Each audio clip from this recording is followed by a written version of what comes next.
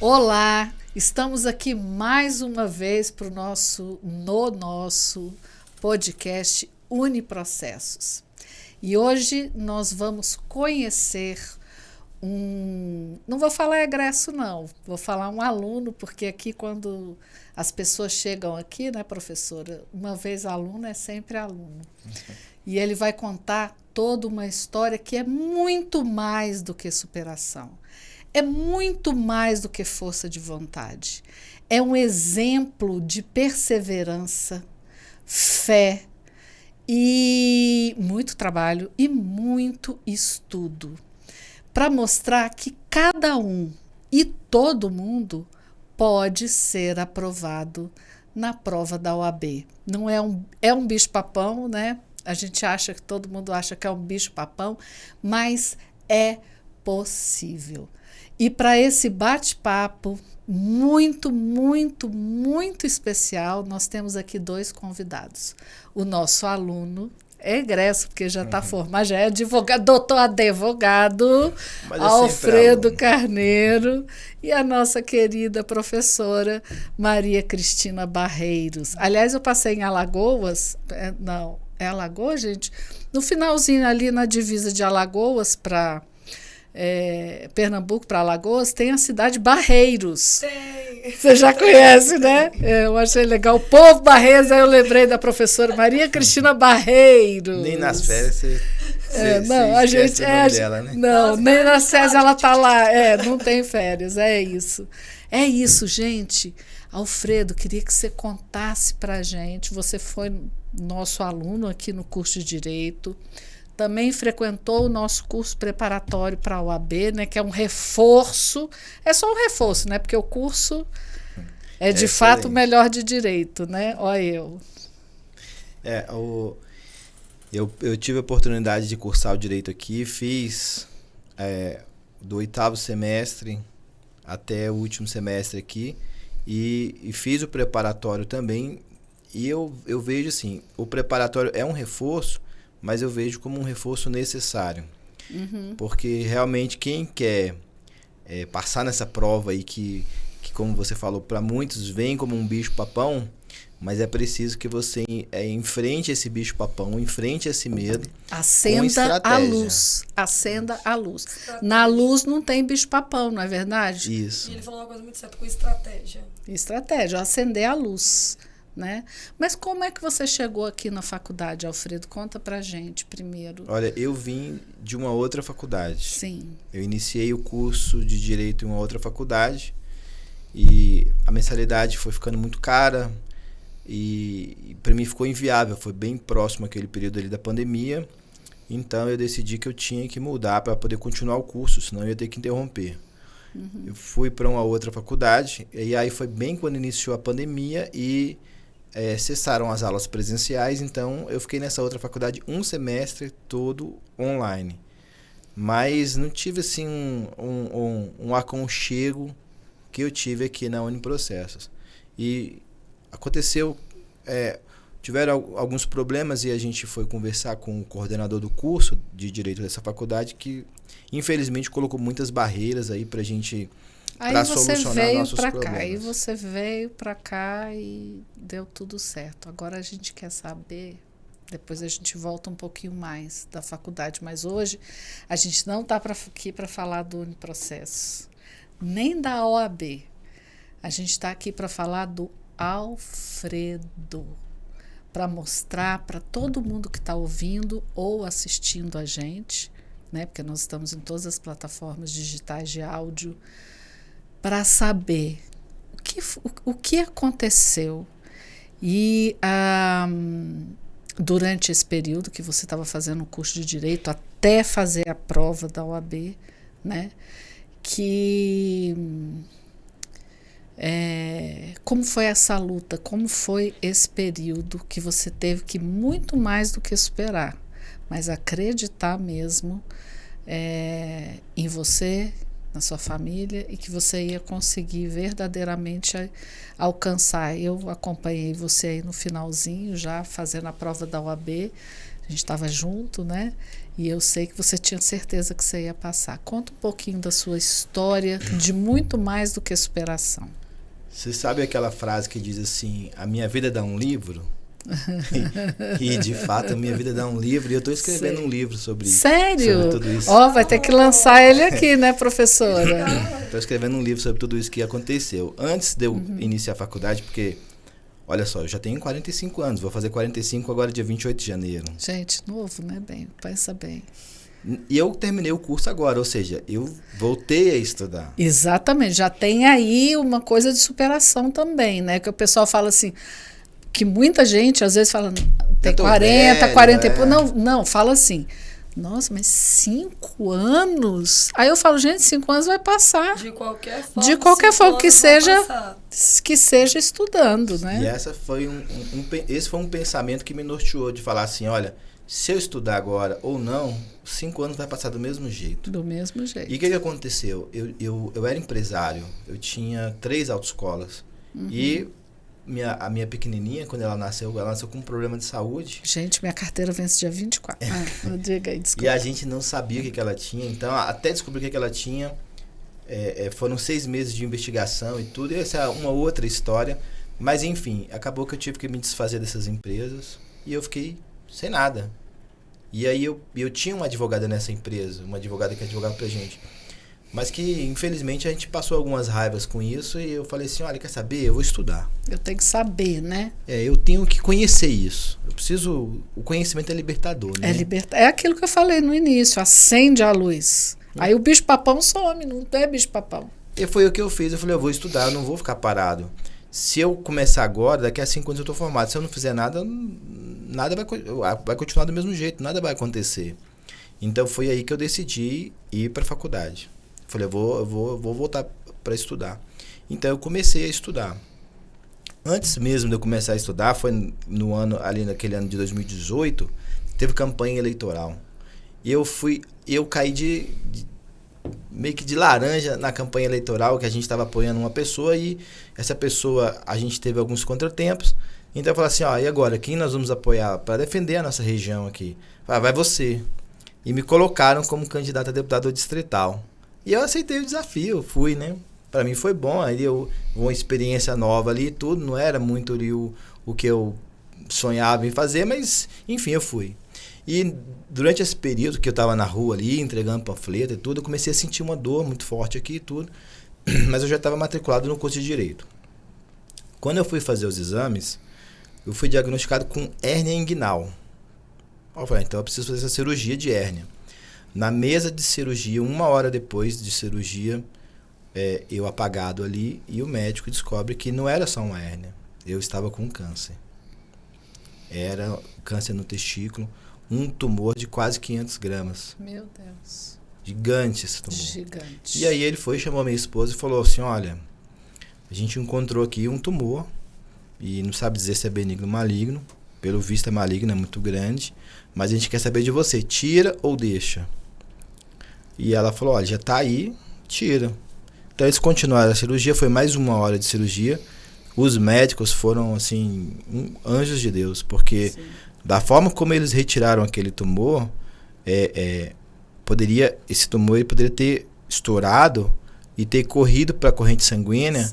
Aí a metástase, aí não dá. Aí já era, aí muito difícil. Então eles conseguiram, foram muito cirúrgicos ali na retirada desse tumor. Enfim, quando eu acordo na sala, eu fui fazer uma cirurgia de hérnia inguinal. Acordei, né? Depois que você volta da sedação, e minha esposa chorando. Eu falei, o que foi? Ela falou, você tá com câncer. E eu falei pra ela assim, amor, vai dar tudo certo. Foi a única coisa que eu falei pra ela assim, vai dar tudo certo, calma. Aí depois o médico vem conversar comigo e tudo, e falou, olha, você tá com câncer, a gente retirou o tumor, mostrou o tumor, e falou, você tem que fazer quimioterapia urgente. Se você negligenciar, você morre. eu pensei e falei assim, eu sei como é que... Imaginava, pelo menos, como esse tratamento é tão doloroso, né? E eu falei assim, doutor, é o seguinte, eu vou pegar minha família, então, e vou pra praia, vou tomar uma cervejinha, vou curtir uma praia. Quando eu chegar da praia, eu vou pegar o meu irmão, que é o meu melhor amigo, meu irmão caçula, e vou pescar com ele, que é uma coisa que eu gosto de fazer. Nós vamos pescar, vou tomar minhas pinguinhas lá, minha cerveja. Quando eu voltar, eu faço a quimioterapia. Tudo bem? Ele falou, tudo bem. Mas não demora fazer isso. Porque eu sabia que eu precisava ganhar força para poder encarar um tratamento assim. E eu estava sem plano de saúde por conta de tudo que aconteceu. Eu já tinha perdido a empresa. Estava no primeiro semestre de direito e eu não sabia nem como é que ia ficar tudo isso, né? Mas eu falei, olha, eu também não vou desistir do curso. Algumas pessoas falaram assim, não, por que você não tranca o curso agora que você vai começar um tratamento? Eu tive que fazer esse tratamento no hospital de base. Então eu ficava uma semana internado tomando quimioterapia e 15 em casa vomitando, enjoado. Depois voltava. A quimioterapia minha foi a mais forte. E quando eu comecei o tratamento naquela primeira semana que eu fiquei internado, eu estava bem no período de provas. E eu falei assim, a prova seria na próxima semana. Eu falei, eu tenho que ir para a prova. Se eu não for para a prova, como é que vai ser? Eu tenho que estudar. Então, enquanto eu ficava aqui com o braço tomando a quimioterapia, o outro estava com um caderno estudando. Eu não deixei de estudar nem no hospital. Nem com a quimioterapia eu deixei de estudar. Eu falei, eu vou continuar, porque se eu parar, aí eu acho que eu não volto. Então eu continuei, eu falei, eu vou continuar. E aí eu enfrentei aquela primeira semana, fui para na outra semana muito enjoado, vomitando muito. Fui para a faculdade com máscara. Sim. Já estava ali, aí você vai ficando debilitado, vai caindo sobrancelhas, cílios. Tudo. E aí, mas eu fui, fiz aquelas primeiras provas, consegui fazer as primeiras provas e fui aprovado ali naquele primeiro semestre. Ali eu consegui vencer esse primeiro semestre do curso de Direito. Então eu falei, bom, é um bom sinal, né? Depois disso tudo, sobreviver. Eu vou continuar. Mas eu tive que ter muita força para poder continuar, porque no primeiro dia que eu fui internado para receber a quimioterapia, de madrugada eu escuto um choro no corredor. E eles não querem falar muito o que era e tudo, mas depois eu descobri que uma senhora tinha morrido ali.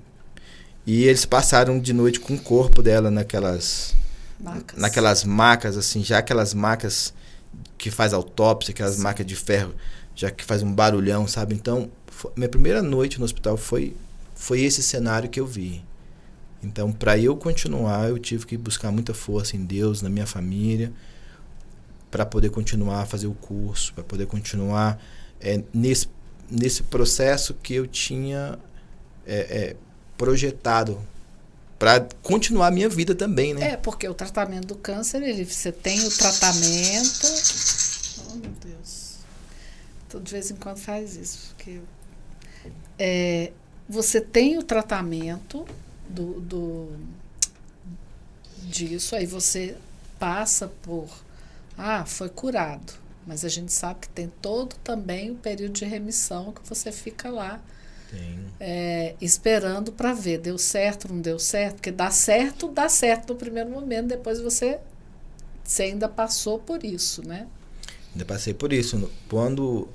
Depois que eu tive essa primeira semana, já vi essa pessoa morrer e tudo. E na verdade, para eu conseguir o tratamento, eu tinha que esperar alguém morrer. Nossa. Eu fui internado assim, dessa forma, você vai ser internado, mas você precisa esperar alguém desocupar para morrer. Alguém tem que morrer lá para dar a vaga para você. Então, foi assim que aconteceu. Esse era o seu cenário. Por isso que quando eu comecei aqui o podcast, falei assim, não é só superação, é muito mais do que só uma superação, né? Mas o fato é que eu queria tanto voltar a estudar, me sentir vivo, queria tanto, porque essa área do direito... E que é possível, acho mesmo que depois dos 40. Foi o querer se manter vivo, você precisava se sentir vivo. E a junção da família, do estudo, eu acho que dentro de você dá essa sensação. Eu tô viva, eu tô aqui. Eu tô fazendo alguma coisa Eu tô fazendo alguma coisa porque eu tô aqui, eu tô viva, eu tô aqui. Que vale a pena. Eu preciso estar aqui. Né? Eu preciso estar aqui. Eu tinha a esperança de um dia estar formado e poder advogar. Quando eu era pequeno, eu falava assim para minha mãe: mãe, eu vou ser advogado ou polícia. Eu falava isso. E eu tinha um amigo de infância, a gente era como irmão. A gente era tão colado que a gente falava assim: olha, vamos cortar o dedo assim, você corta o seu, eu corto o meu, a gente cola o dedo no outro, porque a gente vai ser irmão de sangue agora. A cabeça da criança, os né? Meninos, não façam isso, gente, não façam isso. Que era? Mas o fato é que ele se tornou policial. Ah, que legal, ficou o advogado e o policial. E eu fui para a área do direito, né? E deu certo. E durante aquele período ali do primeiro semestre ali, que eu tive que enfrentar todas essas dificuldades, eu pensei, eu preciso me sentir vivo, eu preciso continuar. Eu sabia que se eu parasse, eu não ia voltar. E a gente vê muitos colegas durante o curso que trancam o curso. E tranca o curso e depois não volta, ou termina o curso, não faz a prova, não faz aquele preparatório. Tem que ir até o final. Se você decidiu andar por aquele caminho, se agarra com todas as forças. Ali é como se você... Eu vejo assim, como se você montasse num cavalo que estivesse passando ali, você correu, pulou no cavalo, segura na crina dele e vai embora, não solta por nada, até você chegar no seu objetivo. Porque se você cair do cavalo, se deixar se abalar no meio do caminho, e com certeza, eu estou falando aqui, muitos alunos de direito vão estar ouvindo, e eu sei que todo mundo tem um problema. Sempre vai ter uma barreira para você enfrentar. E aí é a hora que você decide. Ou eu enfrento esse medo, esse problema e continuo no meu trajeto, no meu objetivo, ou eu vou ser fraco e vou desistir, porque achar que você... depois eu volto... Não volta. O voltar é muito... Tem uns que voltam, mas o recomeçar é mais difícil. Recomeçar é sempre mais difícil. Muito mais difícil. Persistir eu acho que é mais fácil do que recomeçar. Pois é. Muitos que talvez estejam nos ouvindo estão parados, né? Decidiram parar. E como a professora falou, o recomeçar é difícil. Você tem que ter mais força ainda para recomeçar. É possível também recomeçar? É possível. Mas aqueles que estão pensando em desistir, não desistam. Continuem. Você é um exemplo disso. Quer dizer, você teve um diagnóstico gravíssimo, né? E você sabe que eu achava que eu ia resolver na primeira, porque, como eu te falei, o primeiro estágio ali do processo de cura foi a quimioterapia. Então, foi uma semana no hospital, 15 dias em casa. Durante esse período todo, eu vi 8 pessoas morrerem.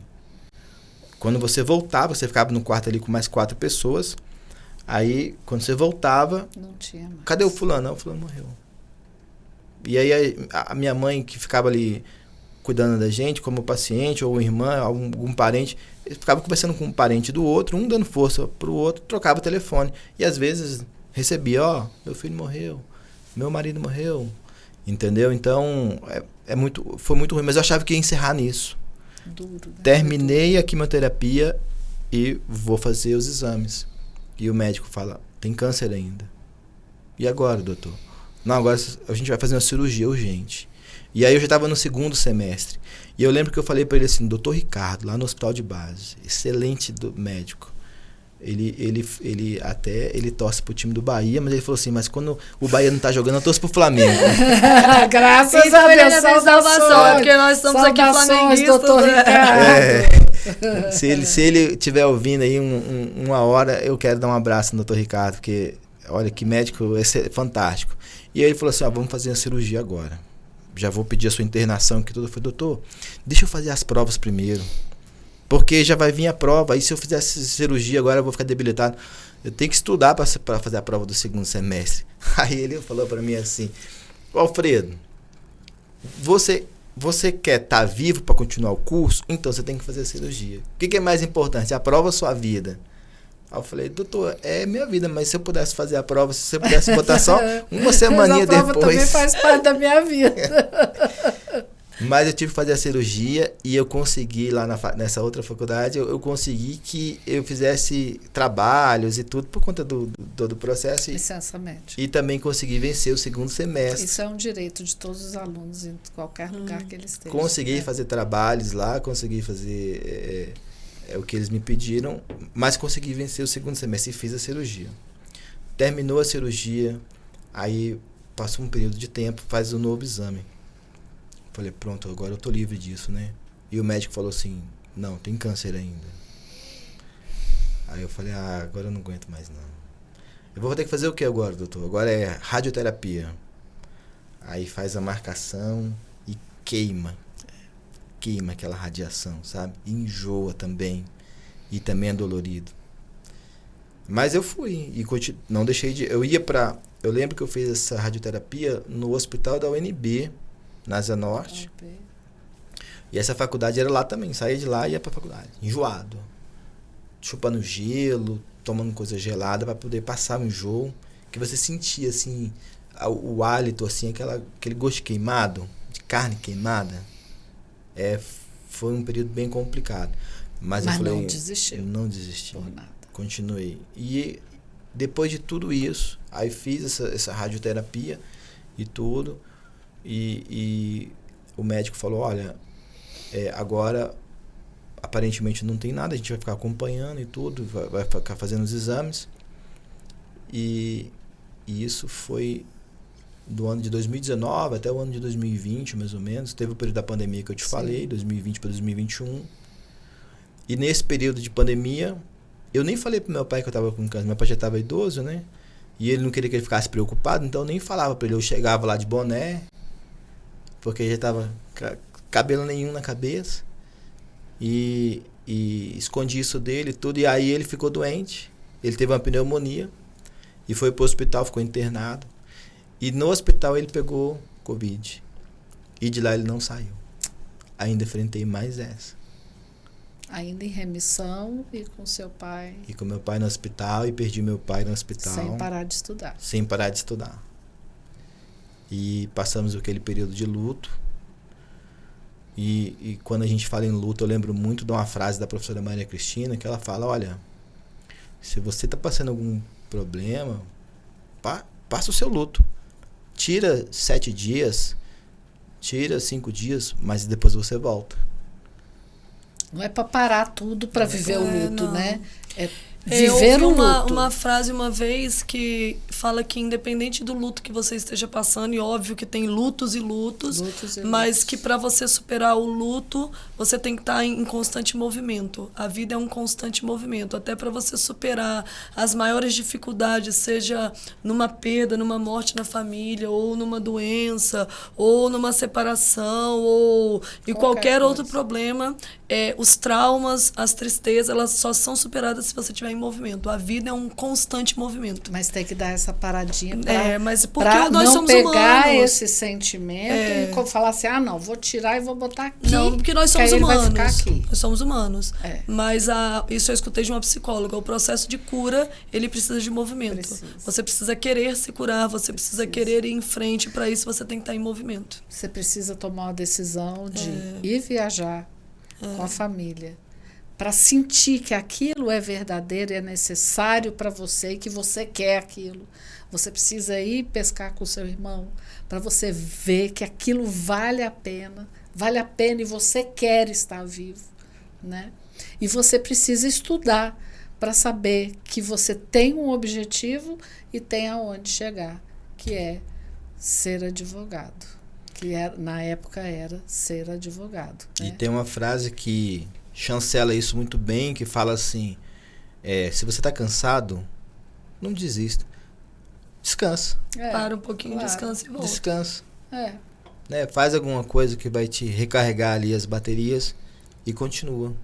Porque a gente está aqui conversando, mas se a gente parar para pensar, muitos alunos, durante o curso e que quando se tornarem profissionais durante suas profissões vão aparecer problemas e do tipo separou, do meu tipo ficou doente, teve uma doença e no meu caso foi gravíssima, né? Perder o pai, a gente conversou aqui antes mesmo de iniciar aqui, de um aluno que teve a perda do pai próximo ao período da prova. Então, assim, problema todos vão ter. Porque está acontecendo isso comigo. Não se vitimizar em relação a isso, mas continuar no seu propósito. Porque é possível alcançar qualquer propósito que a gente queira. Pois é. E às vezes até dentro da própria instituição de ensino, que é um local onde que seria uma segunda família, no meu entendimento, né? Um local onde o aluno ali precisa ser acolhido, justamente porque durante um curso, são 5 anos, acontecem várias coisas, podem acontecer várias coisas, mas às vezes a gente não encontra esse acolhimento naquela instituição, que foi o que aconteceu comigo também. Eu vim de uma outra faculdade, eu não comecei o curso na Uniprocessos. Eu vim de outra faculdade, nessa outra faculdade eu fiquei lá até o 6º semestre, mas as mensalidades começaram a aumentar, próximo àquele período da pandemia, empresa fechando, todo mundo sem dinheiro, e eu não conseguia negociar com a instituição, tive que sair. Se eu tivesse que... Eu fui aluna da Processos, né? Há 19 anos atrás. Aí passei na OAB, virei professora e estamos aqui até hoje. Eu posso dizer como prova viva, o que eu mais admiro na Processos é o acolhimento. Eu como professora, fui aluna e estou há mais tempo como professora do que como aluna nessa jornada. Mas eu acho muito... Eu não consigo separar o profissional do humano. Eu acho que você pode ser a melhor instituição de ensino, faço parte daqui, já me sinto assim, parte integrante, mas se não tiver a parte humana, não funciona. E isso eu sempre vi no processo, desde quando eu era aluna e durante toda a jornada. A humanidade precisa de humanidade, porque a gente lida com sonhos, a gente lida com as vidas das pessoas, a gente não sabe o que o outro está passando, né? A dificuldade, o olhar humano, ele faz muita diferença. Se eu tivesse que falar alguma coisa, é o olhar humano. O olhar humano, ele faz muita diferença. Faz muita diferença. E você sentiu isso quando você veio transferido? Senti. Você veio transferido. Eu ainda passei por outra instituição. Mas quando você veio transferido? Eu senti. Quando eu saí dessa primeira instituição e entrei na segunda, a gente estava falando aqui de o olhar humano, eu lembro que eu tentei ficar nessa segunda instituição e eu fui conversar com o coordenador do curso de Direito por umas questões que aconteceram comigo e com outros alunos, e falei assim, olha, coordenador, você precisa resolver isso pra gente, porque tem 100 alunos aqui querendo sair daqui, estão reunidos num grupo de WhatsApp querendo sair daqui para outra instituição. E ele falou assim, pode sair 100 e vem 200. Então, nós falamos aqui em olhar humano, essa instituição estava vendo a gente como um número. Como um número. Ele falou, sai 100 e vem 200. Mas eu gostaria de saber, assim, quando você veio para cá? Aí é que está a diferença. E é por isso que eu estou citando, essa segunda instituição, porque lá eu me senti um número e aqui eu me senti... Alfredo. O Alfredo, eu me senti uma pessoa da família. Eu me senti uma pessoa acolhida. Eu senti que aqui não tinha barreiras, das vezes que nós precisamos tratar de algum assunto que eu encontrei com você. No corredor. Claudine. No corredor, sem precisar... Magnífica. Aquela toda... com certeza. Reitora. Mas sem precisar aquela burocracia de marcar uma reunião daqui a uma semana. Não, a gente se encontrou ali, você resolveu e a gente tem o acesso com você direto no seu telefone. E esse acolhimento em trazer soluções para cada aluno, pelo que ele está vivendo, pelo que ele está passando, pelo problema que ele está enfrentando, isso faz toda a diferença. Além do ensino, né? Que conheci a professora Maria Cristina, que hoje, para mim, é uma amiga e inseparável. Tem horas que eu acho assim, que eu me sinto até lisonjeado por conseguir falar com ela, uma pessoa tão importante, já tem livro, vademecum, tá sempre ali nas redes sociais ali. Eu falei, poxa, ela me atende, né? Ela me responde, então é como se estivesse falando com... Te convida. Com artista, de vez em né? quando eu respondo meia-noite e meia, que é a hora que eu parei, mas eu respondo. Mas não deixa de responder, Respondo mesmo. Então, assim, ela dá atenção, e eu fico imaginando, milhares de alunos que tem, né? Por isso que eu respondo nesse horário, que é a hora que eu paro e falo, agora eu vou responder todo mundo. mas não tem barreiras. Aqui eu posso dizer que essa instituição, a Uniprocessos, não tem barreiras. Eu não encontrei barreiras, pelo contrário, eu encontrei pontes que me ajudaram a terminar o curso, até porque quando... Passar na OAB, né? Passar na OAB, para mim, também era um desafio, né? Uma coisa é você estar ali fazendo aula e tudo, e fazer as provas ali e tudo, mas na hora de você se preparar para a OAB, vamos ver, eu pego pra capar, como dizem aí. Então, esse é um momento ali, eu falei assim, eu preciso me preparar. Então, a Uniprocessos estava oferecendo um curso preparatório e eu fui fazer esse curso preparatório. E não passei na primeira fase, da primeira vez que eu tentei. Eu fiquei com 38 pontos. Eu precisava de 40, né? Fiquei com 38 e eu falei assim, poxa, e agora? O que eu faço? Que eu já paguei o preparatório todo, né? Que é a primeira fase e a segunda fase. E aí Mas você já era taxa, né? Aí eu vim buscar essa informação na diretoria aqui da Uniprocesso. Falei, não, você faz o curso, você completa, porque depois você já aproveitou o ensino para a segunda fase. Só que eu estava tão desanimado, isso me desanimou tanto. E a professora Maria Cristina falava assim, olha, que ela dá muita tarefa para casa, né? Aqueles deverzinhos de casa de fazer as peças. Tem que estudar, gente. Tem que estudar, não é brincadeira. Aula. Não é brincadeira, não. Tinha que responder as questões que ela manda no WhatsApp e tudo. E aí eu comecei a perder o ritmo.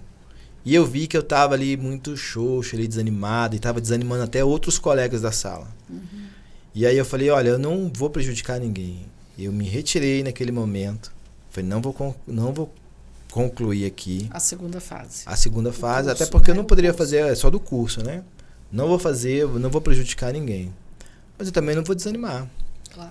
Esperei, deixei aqueles alunos que estavam empolgados, fazendo peça, comentando peça, deixei eles caminhar, seguir o caminho deles. Não quer dizer que nós teríamos que terminar juntos, mas o mais importante era que nós teríamos que terminar.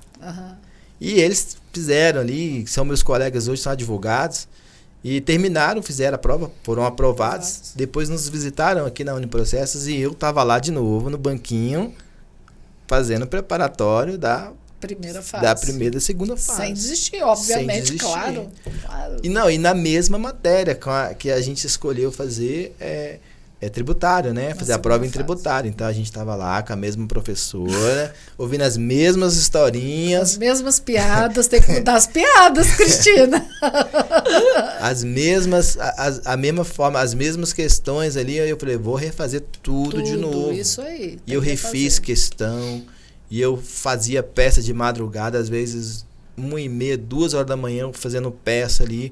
E ainda mandava no grupo ali, falava, para motivar outros, né? Falei assim, terminei a peça tal, para motivar outras pessoas. E, graças a Deus, chegou o dia da prova, né? Quando eu fui fazer a prova, e eu cheguei lá na frente da faculdade, no local da prova, e aí eu vi você. Falei, poxa, ela tá aqui, né? Eu penso assim, a pessoa... Ela é importante ali, às vezes, em muitos lugares, assim, empresas, o diretor, o gerente, ele não atende, ele manda o secretário, né? Mas você estava lá, a professora estava lá, tinha uma turma lá de professores, tinha uma tenda lá, e aquilo ali é tão acolhedor, pra gente estar tão nervoso, chega ali na hora da prova ali e fala assim, caramba, como é que eu vou entrar aqui, meu Deus do céu, será que eu vou lembrar de tudo? Mas eu encontrei você. E ali com um sorriso no rosto, pronta para dar um abraço. E aquilo ali parece que é como um calmante pra gente. Pra mim foi assim. Eu fico emocionada porque eu sinto que eu vou entrar, vou fazer a prova, né? E eu sei e nós sabemos, né, professora Maria Cristina, com tantos anos aqui, que a gente sabe que o emocional é assim, 70%. Eu acho que é 100%. 100%. Faz parte da aprovação, então eu sei que isso é importante e é a melhor parte do meu trabalho. O apoio emocional tá ali muito dando importante. Apoio, porque é o mínimo que a gente pode. Esse é o mínimo que a gente pode fazer, entendeu? Esse contato é muito importante. Esse contato, esse acolhimento faz. Eu até sinto que eu tenho, sei lá quantos milhões de carteirinhas da OAB.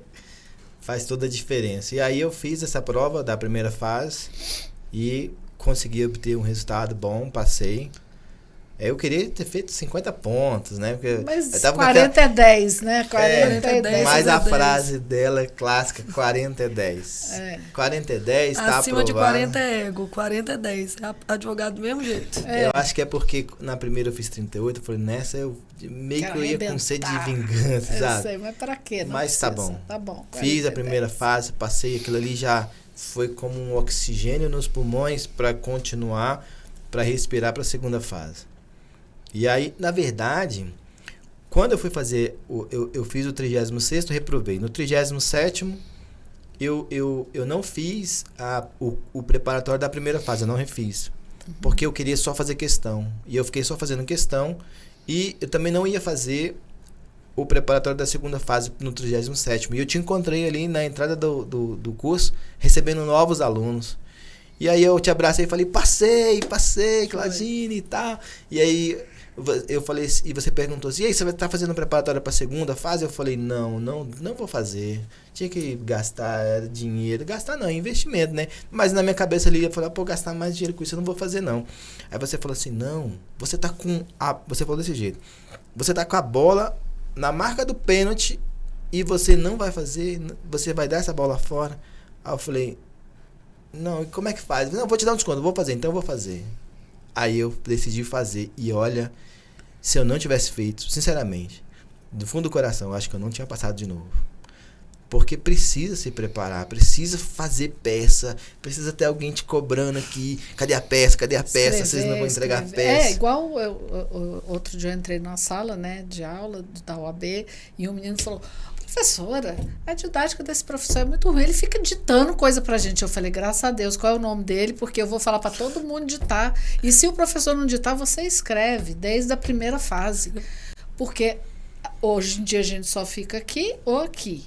A gente até esquece como é que escreve, né? Porque não tem o corretor de texto. Tem que escrever. Porque a prova é manual. É manual. Então, desde a primeira fase, a prova é um método. É bom pegar um caderninho e ficar anotando o que o professor está falando mesmo. Fora verdade, a questão sua de estudar, primeira fase já né? condiciona a segunda. Se Exatamente. você monta o caderno na primeira fase, na segunda fase você já tem quase que 50% adiantado. Não, e tá treinando mesmo. É treinando porque assim, a mão desacostuma. Isso aqui é um movimento. Fora que quando você está escrevendo, você está aguçando muitos sentidos, né? A visão, a audição. Isso daqui tem um poder para você apreender dentro de você aquele conhecimento. Facilita. Então eu falei, tem que escrever. Escrever, desde a primeira fase. O fato é que acho que alguns colegas e estudantes, eles pensam assim, não, ela está falando assim, mas eu vou fazer do meu jeito. Se fosse para fazer do seu jeito... Mas por isso que eu falo, gente, deixa eu contar só um negócio, não façam as contas, mas já tem 32 anos que eu tô aqui. Não faz as contas, mas já tem 32, então deve valer alguma coisa, né?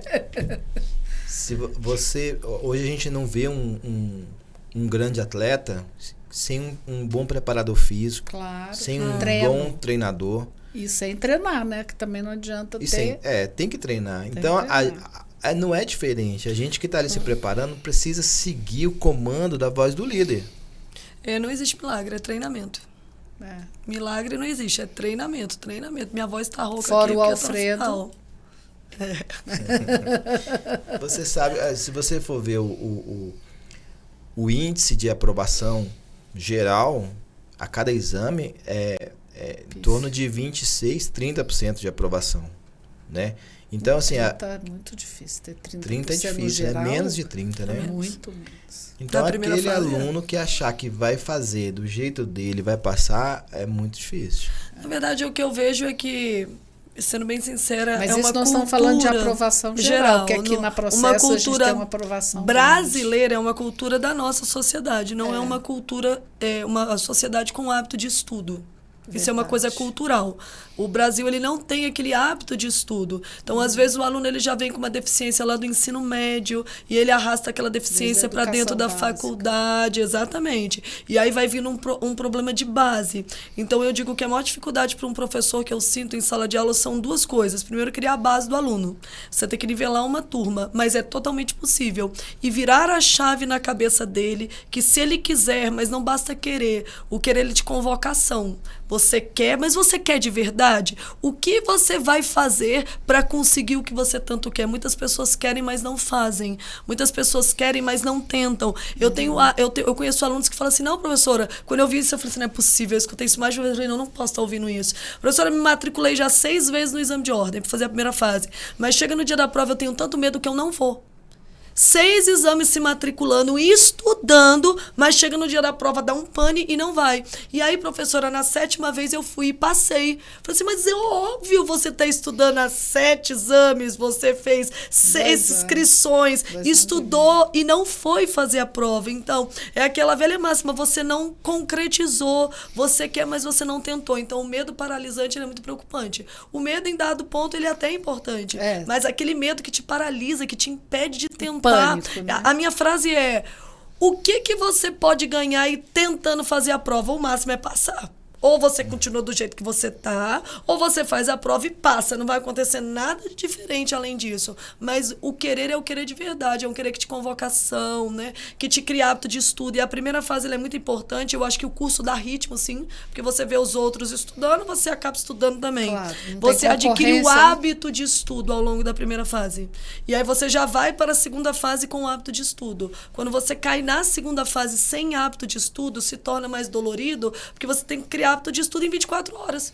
Que a prova da segunda fase tem uma escrever desde a primeira. Não existe. Anota, entendeu? Que o professor está falando. Não existe exame de ordem sem treinamento, concurso público sem treinamento, advocacia sem treinamento, tudo é dedicação. Gente, basta a vida que não tem treinamento, né? Que a gente vai vivendo, manual, a gente acorda, então, mas você vai treinando na vida na lapada. Na lapada, mas você tem saído bem, doutor. E quem disse que tem que passar de primeira também, né? Quem disse? Quem disse que tem que passar de primeira? Eu não passei de primeira. Eu ainda brinco com os meninos, não conta pra ninguém que você vai fazer. Agora abriram, na sua época, eu acho que era a partir do 9º, né?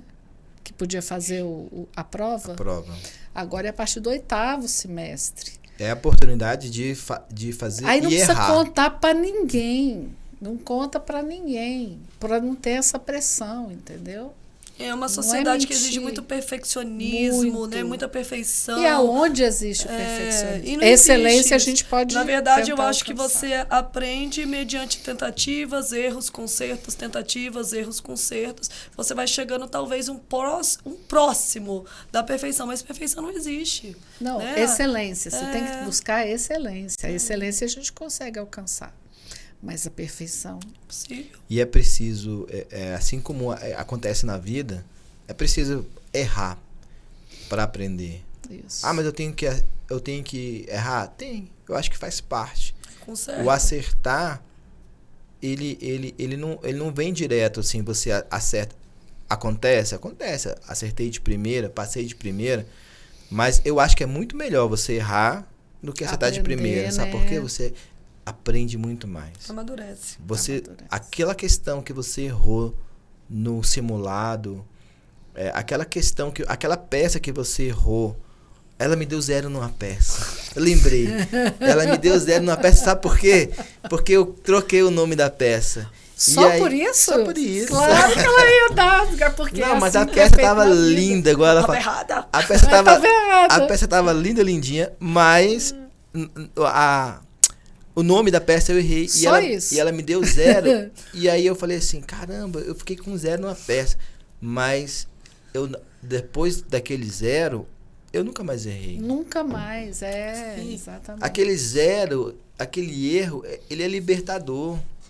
Porque ele te faz você pensar e não te deixa esquecer do erro que você cometeu. E te prepara pro acerto. Ele é o degrau para a evolução. Para a evolução. Isso. Que eu ia te falar, porque é neste momento é que você verdadeiramente Ontem eu vi um evolui. vídeo de uma menina que esse vídeo viralizou nas redes sociais aí. Uma menina que gravou a reação da mãe dela quando ela não passou no Enem. Né? Não tem nada a ver com a AB aqui, mas quer dizer, sim, só para a dinâmica, né? A cobrança, a mãe falando, você, eu perdi o dinheiro nesse curso e você não passou, assim, condenando, assim, essa estudante, né? essa menina, sabe? Isso acontece muito. E eu creio que isso deve estar acontecendo nesse momento com alguém que não passou aí no último exame, que aconteceu recentemente.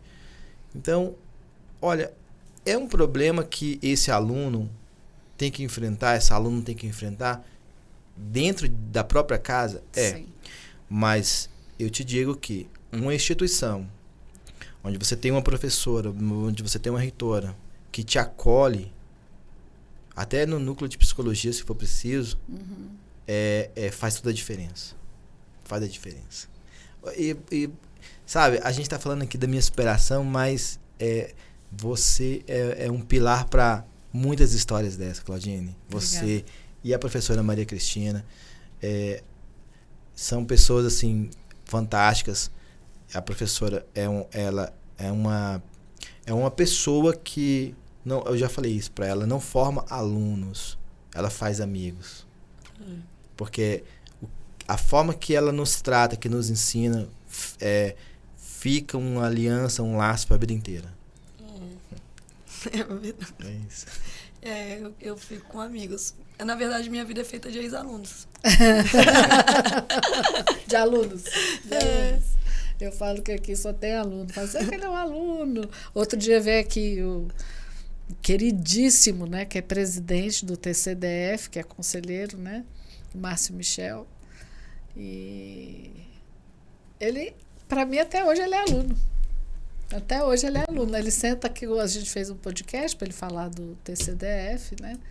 E ele ficava, e a gente ficava lembrando de quando ele era aluno. Ele falou assim, já não tem como, agora eu vou ter que voltar e ter que falar do processo. Eu até brinquei assim, eu falei, gente, não estou pagando nada. Eu não pedi para ele falar isso. Mas eu acho que nessa carreira do direito, não tem como você parar de estudar. Porque, por exemplo, eu fiz a minha prova, a minha segunda fase em tributário. E agora nós temos uma reforma tributária. Então, não tem como. Como vai parar de estudar? Não tem. Tem como, tem que continuar estudando. Não, e vai passando, né? Atualizando. E vai atualizando, e você tem que estar lendo, você tem que estar tendo outras perspectivas, ainda mais na advocacia, porque você vai resolver problema. E começa a ter um monte de ferramenta de inteligência artificial e assim por aí vai. Não dá para parar. Não dá para parar nunca, né? Aí eu vejo alguns colegas que reclamam, falam assim, nossa, mas tem muito advogado no Brasil. Tem, pode ser até que tenha muitos advogados, mas advogados bons, preparados, atualizados, que vão atender a necessidade do cliente, que vão de fato fazer a diferença no mercado, são poucos. Você tem que procurar bons advogados. Assim como tem várias faculdades, tem vários cursos de direito, mas só a Uniprocesso é de fato a melhor de direito. A melhor de direito. É questão de opção. É uma questão de você falar, vou fazer como você teve lá, aquela atitude quando o médico te falou, vou viver. Tanto que a sua primeira atitude foi o quê? Viajar com a sua família, sua esposa, seus filhos, seguida com o seu melhor amigo, que é seu irmão, e continuar estudando. Então, você fez aquilo que você podia fazer de melhor naquele momento. E é assim, e você sabe, porque agora você sabe que é assim que você vai alcançando. Passo por passo, porque é passo por passo. As pessoas também hoje, essa coisa muito imediata, que é tudo muito imediato e não tem, porque não tem sabem que plantar. Tem que plantar. Não sabem plantar. Isso e que eu viver vejo o também. Processo. O que eu vejo é uma geração, é isso aí, que não sabe a diferença entre o plantar e o colher. Então, o que eu vejo é o aluno, ele entra, por exemplo, num curso, ele acha que em uma aula ele tem que saber tudo e ele tem que acertar tudo na primeira aula, e isso não é possível, isso é uma mentira. Você, na verdade, faz uma construção de um conhecimento e o aluno ele tem que aceitar que ele precisa passar por um processo. Existe um processo. Você vai passar por um processo de construção de conhecimento, você vai passar por um processo de amadurecimento, e quanto mais fácil você, e muito mais rápido você aceitar esse processo, mais rápido você é aprovado, mais rápido vem as colheitas, mais rápido vem uma advocacia. Eu vejo muitos alunos, por exemplo, passam no exame de ordem. Aí ficou assim, se um ano na advocacia eu não fiquei rico, eu vou estudar para concurso público. Se um ano eu não passar no concurso público, eu volto para a advocacia. Aí eu volto. Você não vai para canto nenhum porque você não consegue se manter firme dentro de um propósito. Existe um propósito. O que você quer para sua vida? A primeira pergunta é, o que você quer para sua vida? Aí eu decidi isso, então agora eu vou firmar num propósito de vida. Esse é meu propósito. Isso vale para o exame de ordem, vale para o concurso público, vale para a advocacia, vale para a construção de uma empresa, vale para tudo. Qual é o seu propósito? Agarre com todas as suas forças e vai em frente. Eu vejo muito isso. É uma sociedade imediata. Muito imediatista. A Maria Cristina, que está aqui há alguns anos, sabe disso, né? O processo, assim, o pessoal, mas você podia estar lá. Eu falo, não mas podia, não. Isso aí. Porque a gente tem que estar aqui, que é aquela história. Perfeição a gente não tem, nunca vai ter. Mas excelência, sim, eu posso buscar excelência. Você só consegue fazer com excelência, passando por todos os processos com calma, né? E o processo te amadurece, ele te lapida. Exatamente. O processo faz parte. E o que a professora estava falando aqui é que a gente vê realmente muitas pessoas, é uma geração que acha que ela não se prepara para entender que durante o processo virão também os problemas. E as vitórias, as pequenas vitórias. Esse negócio das pequenas vitórias, comemorar as pequenas vitórias. Então eu falo para meus alunos, pessoal, hoje você teve um dia horrível e você não conseguiu fazer 20 questões, mas você fez 2. Isso é uma pequena grande vitória.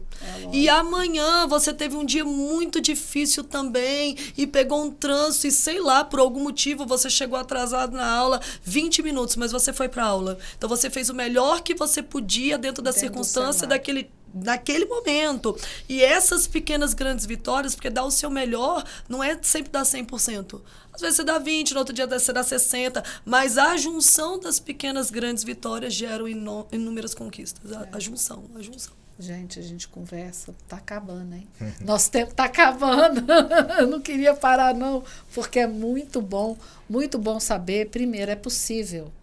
Tudo é possível quando a gente quer, né, Alfredo? Tem que querer bastante. Tem que mesmo diante de uma doença que falam assim, se você não fizer a operação, você vai morrer. Não, é muito grande, mantendo foco, você alcança. É muito mais do que superação. Muito obrigada, Alfredo, muito obrigada mesmo por ter compartilhado isso com a gente, porque a gente tem certeza que quem estiver assistindo, quem estiver ouvindo, vai sentir essa força, né? Porque às vezes é um olhar mesmo, é uma palavra. É a gente encontrar na porta da faculdade e eu falar, o que é isso, menino? Você já está com a bola de frente pro gol e vai parar? Às vezes é um olhar, faz a diferença na vida da pessoa. Você já pensou, talvez você não tivesse te encontrado e tivesse continuado a decidir que não ia fazer novamente o preparatório? Mas essa possibilidade, vou te falar, essa possibilidade não existe. Não existe. Nunca se a pessoa, existe. Se eu vou para fazer a prova e reprove de novo, aí talvez eu desanimaria.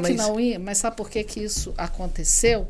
Porque desde aquele dia que você falou, vou viajar com a minha família, e vou viver, e vou estudar, a partir que é isso que as pessoas têm que entender. Interna. Esse é o plantar. A partir do momento que você decide, então tudo, até você desistir de fazer a segunda fase, com aquela sua vontade, faz com que eu esteja naquela hora, porque, imagina, você teve que chegar naquela hora. Aí você fala, foi coincidência? Não, foi colheita. É isso que as pessoas... de decisão interna. Lá atrás, foi o seu plantio. E aqui é a colheita. Por isso que eu estou falando, não existe essa possibilidade, não existia essa possibilidade de você não fazer o curso. E até me colocaram para você fazer o curso. Então, esquece. Não existe, mas por causa daquela sua decisão lá atrás. Então, eu te agradeço para mostrar que essa decisão faz com que todas as portas abram para aquilo que a gente quer fazer. E de realizações aqui, a gente já viu tantos sonhos realizados. É verdade. Eu conheço. E eu agora nesse finalzinho, eu deixo aí um recado então para quem está nos ouvindo, que é um processo, você tem que saber viver o processo, decidir e saber realmente o que você quer, aonde você quer chegar, e agarrar isso com todas as forças e entender que virão os problemas, virão as dores, como veio as dores. A dor de ficar doente, de passar por um tratamento tão severo que é uma quimioterapia, a dor de perder um pai, que não é fácil, Mas se a gente vence a dor, nós somos vencedores. É por isso que o próprio nome fala vencedor, né? Então, sejamos vencedores e estejamos acolhidos pela família, pela instituição que vai te dar o suporte para conseguir. Porque sozinho ninguém consegue, não é fácil, é difícil. Mas quando a gente tem os melhores do nosso lado, quando a gente se coloca num lugar onde que você de fato, às vezes você não tem um apoio em casa, como foi o caso daquela menina que eu citei, mas você tem o apoio de uma professora, que é quase que uma segunda mãe dentro da sala, tem apoio da reitora, tem o apoio de uma instituição ali que te faz seguir com uma palavra, com um acolhimento, e você sai de uma posição de fracassado ou de ter que recomeçar até você chegar numa aprovação da OAB, por exemplo, de ter uma carteira de advogado. Hoje eu estou aqui com o meu broche da OAB. É um orgulho, né? É um orgulho, então a gente carrega isso com orgulho. Meu amigo, muito obrigada, professora Maria Cristina. E te chamei de amigo, porque, como eu te disse, é aluno, é amigo, né? Muito obrigado por esse bate-papo. Tenho certeza que vai ser importante para muita gente, porque foi importante para mim. Tenho certeza que foi importante para você também, né, professora? Eu que agradeço. Vocês não sabem a diferença que vocês fazem. Talvez vocês imaginam, mas vocês não sabem a diferença que vocês fazem na vida das pessoas que passam por essa instituição. E especificamente na minha, vocês duas estando aqui, porque eu citei aqui coisas que de fato foram vocês, que uma palavra que você me deu na entrada da faculdade, as cobranças da professora Maria Cristina. Então, o abraço na prova. O abraço na prova. Então talvez vocês não dimensionem realmente o pilar que vocês são na vida de muitos profissionais. Obrigada. Eu estou até emocionada, mas a gente tem que terminar o nosso podcast. E é isso, gente. Terminando esse papo maravilhoso, assim, emocionada, de exemplo, de muito mais do que superação, de fé, e provando que quando a gente planta, a gente colhe aquilo que a gente planta. Então vamos plantar, semear, plantar coisas boas que a gente possa colher lá na frente. Estudo, trabalho, amigos, carinho, valor, moral, honestidade, que aí, durante todo o caminho e sempre, porque está lá plantado, a gente vai estar colhendo. Muito obrigada. E se você gostou, dá um like aí pra gente. E lembrando que nós estamos aqui no YouTube e em todas as plataformas de áudio, tá certo? E até o próximo podcast Uniprocesso.